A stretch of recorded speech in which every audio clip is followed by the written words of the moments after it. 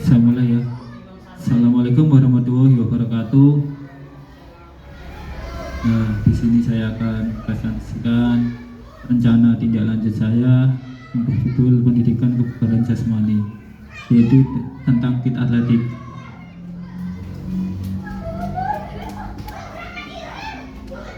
Nah, di sini latar belakang dari konsep rencana tindak lanjut saya yaitu pendekatan pada pendidikan jasmani yang memfokuskan pada konsep. Nah, di sini saya memfokuskan pada konsep. Konsepnya apa? Tentang kebugaran jasmani, yang mana prinsip dan strategi dalam rangka membantu murid mengembangkan dan menjaga gaya hidup aktif dan sehat. Nah, tujuannya untuk biar murid itu lebih sehat dan aktif untuk berolahraga. Kemudian yang kedua, masih banyak murid yang memiliki tingkat kebugaran yang rendah. Nah, di sini nanti kita lihat untuk di slide berikutnya tentang apa itu terkait dengan rencana tindak lanjut saya. Kemudian yang ketiga, perlu adanya inovasi dalam pembelajaran yang tujuannya adalah menambah motivasi siswa dalam pembelajaran PJOK sehingga tujuan kebugaran jasmani siswa akan tercapai.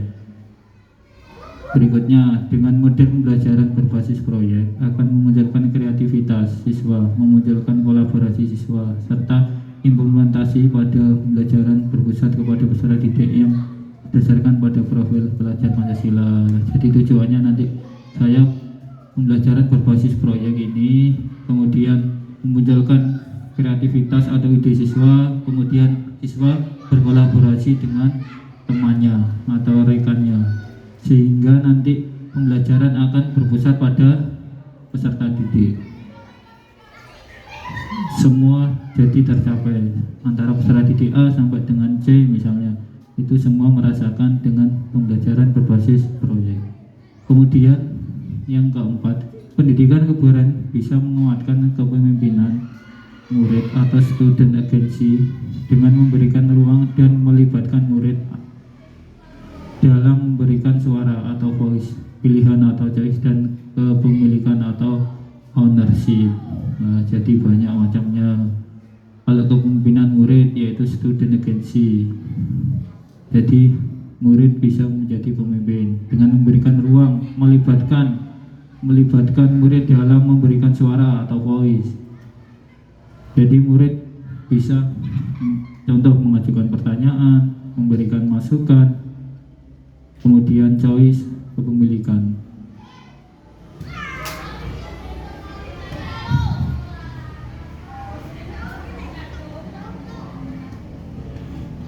Selanjutnya yaitu tujuan program. Nah, tujuan program saya yaitu yang pertama, meningkatkan minat dan partisipasi siswa dalam aktivitas fisik.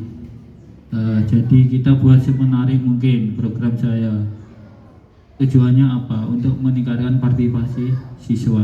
Kemudian yang kedua, menumbuhkan rasa cinta terhadap kebugaran jasmani. Nah, jadi kalau kita tujuan dari program saya itu ini dua, termasuk juga menciptakan rasa cinta dari kebugaran jasmani. Kemudian yang ketiga yaitu mengembangkan keterampilan sosial, kerjasama, dan sportivitas. Ini pasti semua di dalam pendidikan olahraga atau PJOK, semua ini tercantumkan antara keterampilan sosial, apalagi ini sportivitas. Jadi kerjasama atau saling menghargai satu sama lain. Yang keempat, menerapkan nilai-nilai Pancasila dalam kehidupan sehari-hari, khususnya mandiri dan gotong royong.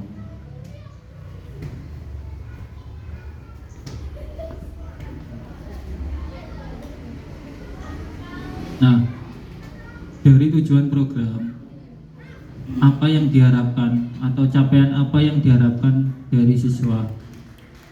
Nah, siswa yang pertama, siswa mampu melatih kekuatan dan daya tahan otot dengan menggunakan alat sederhana dari lingkungan sekitar.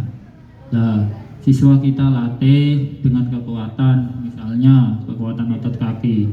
Contoh, kita punya tangga, misalnya bisa naik turun tangga dengan melatih kekuatan otot kaki. Kemudian daya tahan otot, daya tahan otot. Contohnya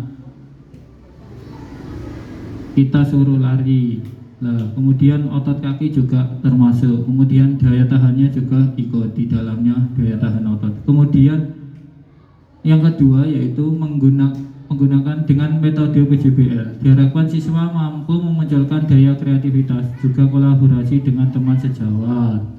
Nah, memunculkan kreativitas. Jadi siswa diharapkan dari metode ini, kita menerapkan metode dengan PJBL, kemudian kita harapkan adanya kreativitas dari siswa.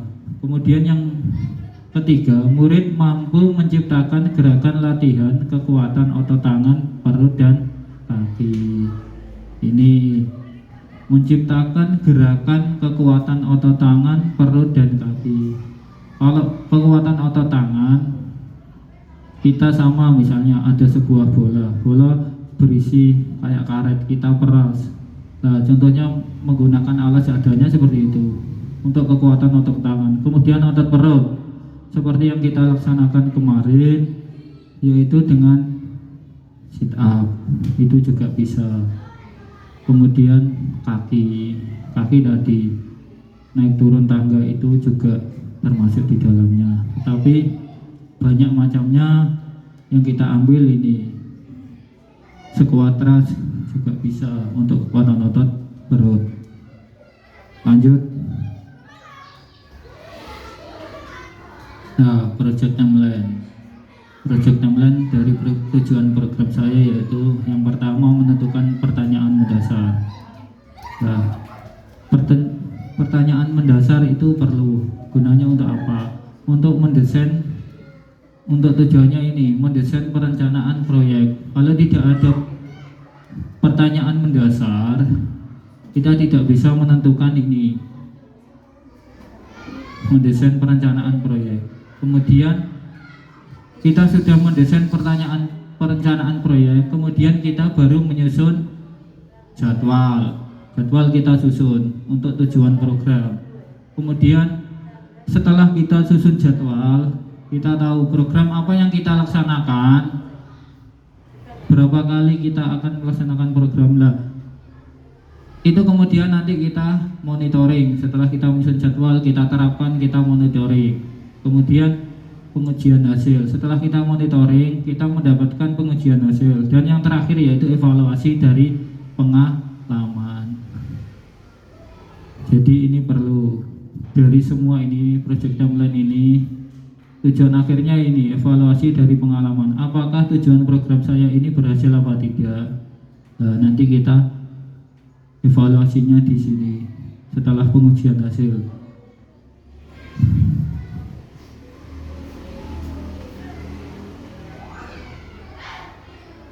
Kemudian struktur program dan mitra.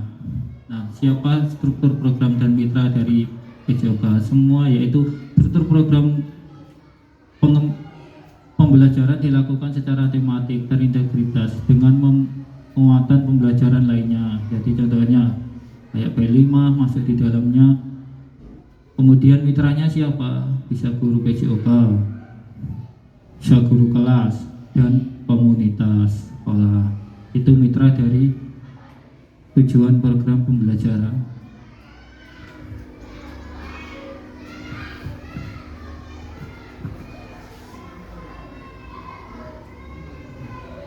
Kapasitas sekolah atau kelas. Nah, kelas kami memiliki 76 siswa semua, dari kelas 1 sampai dengan kelas 6. Sekolah kami memiliki 76 siswa dengan berbagai minat dan kemampuan. Pasti itu ada yang kemampuannya misalnya di bidang bola voli, kemudian di bidang sepak bola, catur, dan lainnya. Pasti berbeda antara murid 1 sampai dengan 76. Kemudian guru PJOK memiliki kompetensi dalam mengajarkan kit atletik. Sekolah telah menyediakan lapangan atau halaman dan berbagai peralatan olahraga yang dapat dimanfaatkan. Jadi tujuannya yaitu nanti kita memanfaatkan pembelajaran atletik dengan lapangan seadanya atau berbagai peralatan seadanya, kita bisa modifikasi. Yang penting tujuan daripada 76 siswa ini akan tercapai, yaitu tujuannya nanti bisa pembelajaran kit atletik, entah berbeda, misalnya kelas 1 kita modifikasi dengan peralatan yang lebih ringan misalnya, kemudian kelas 2 juga berbeda, dan seterusnya seperti itu. Jadi menyesuaikan tingkat fasenya, misalnya fase A juga lebih mudah, fase B tingkat sedang, misalnya fase C agak sulit, seperti itu. Nah, kemudian rencana evaluasi. Dari evaluasi ini akan dilakukan secara berkelanjutan melalui, nah setelah program tersampaikan pada semua siswa, kita akan evaluasi. Dari evaluasi ini kita akan melakukan yang pertama, yaitu observasi dulu, mengamati perilaku siswa selama proses pembelajaran. Jadi kita amati prosesnya siswa seperti apa, kemudian kita memberikan angket atau mengumpulkan umpan balik dari siswa dan guru atau rekan sejawat. Nah, kemudian kita dokumentasikan, mengumpulkan data berupa foto, video, dan hasil karya siswa. Jadi semua ini berkesinambungan, ada urutannya. Yang pertama yaitu observasi, kita lihat, kemudian kita kasih sebuah angket untuk mengumpulkan data. Nah, datanya berupa apa? Nanti berupa dokumentasi atau berupa foto atau video, seperti itu.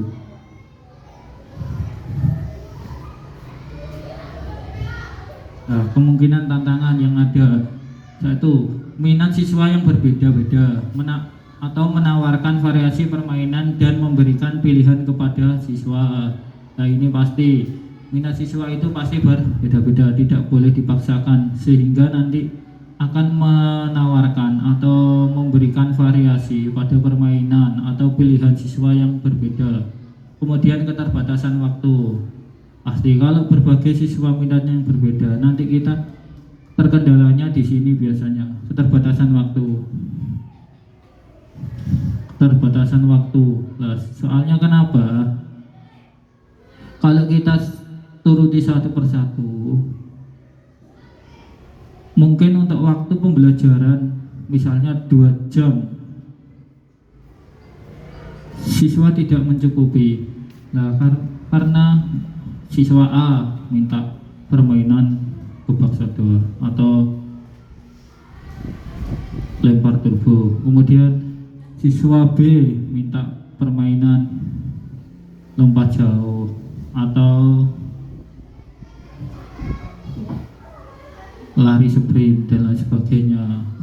Kemudian kondisi cuaca yang tidak mendukung, menyiapkan alternatif kegiatan indoor. Nah, di sini kendalanya, kalau rata-rata sekolah yang berada di pedesaan atau berada di jauh dari kota, kemungkinan kecil mempunyai ini. Nah, alternatifnya kita pembelajaran biasanya kita taruh di perpus atau di kelas dengan ruang seadanya. Yang penting siswa menerima haknya dengan mencapai tujuan pembelajaran. Itu kemungkinan tantangan terbesar dari tujuan program ini. Kemudian yang terakhir apa ini? Sudah. Dari paparan saya ini dengan model RTL atau rencana lanjut untuk tujuan program dari pendidikan kebugaran jasmani kita atletik, saya mohon kepada rekan-rekan semua untuk memberikan masukan dari paparan saya ini. Bu Aming, monggo Bu Aming. Kurang gimana Bu Aming atau perlu ditambahi? Terima kasih waktunya yang diberikan. Untuk programnya sangat bagus. Lain-lainnya juga sudah menginspirasi. Terima kasih Pak Aceh. Mungkin yang lain. Terima kasih Bu Aming. Kemudian Pak Masruf. Saya harap nanti dari masukan teman-teman semua nanti akan saya gunakan untuk bahan evaluasi saya untuk kedepannya sebelum saya menerapkan tujuan program pembelajaran ini pada peserta didik. Mungkin dari saya program tindak lanjutnya sudah lengkap ya, dan tinggal tindak lanjutnya saja. Dan untuk ada tambahan mungkin di situ setelah ini tindak lanjutnya dilaksanakan, mungkin untuk selanjutnya bisa jadikan pembiasaan untuk siswa setiap harinya. Itu memang. Terima kasih Pak Masro untuk masukannya, akan saya coba terapkan, akan saya tambahi apa yang jenengan kasih masukan nanti. Mungkin dari Bu Yulis dan Bu Fatim selaku guru senior boleh ditambahkan atau cukup? Bu Wuri cukup. Baik, terima kasih. Nah, itu paparan saya dari rencana tidak lanjut dengan tujuan program yaitu pendidikan kebugaran jasmani, yaitu temanya yaitu Fit Atletik. Nah, dari pemaparan saya kurang lebihnya saya mohon maaf jika ada salah kata. Saya akhiri, wassalamualaikum warahmatullahi wabarakatuh.